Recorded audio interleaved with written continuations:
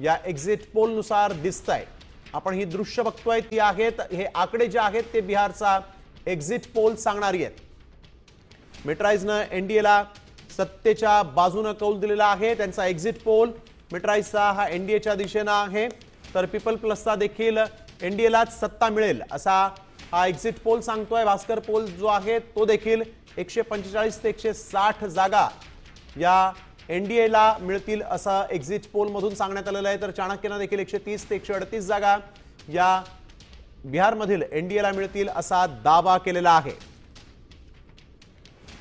हे सगळ्यात महत्त्वाचे आकडे आपण बघतोय। मेट्राइजने एनडीएच्या दिशेने सत्ता जाईल असं सांगितलेलं आहे। 147 ते 167 इतक्या मोठ्या प्रमाणात बिहारमध्ये एनडीए सत्ता राखण्यासाठी इतक्या मोठ्या जागा मिळवेल असा अंदाज आहे।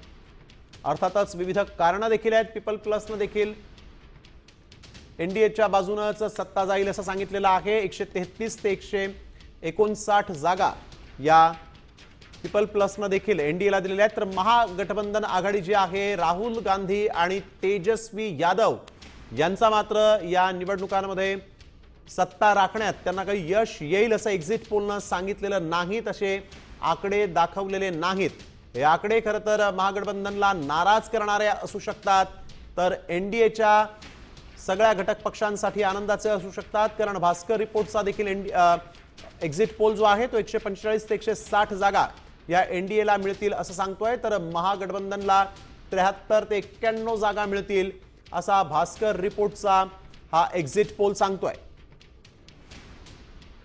चाणक्यने देखील एनडीएला 130 ते 138 जागा मिळतील असं सांगितलेलं आहे।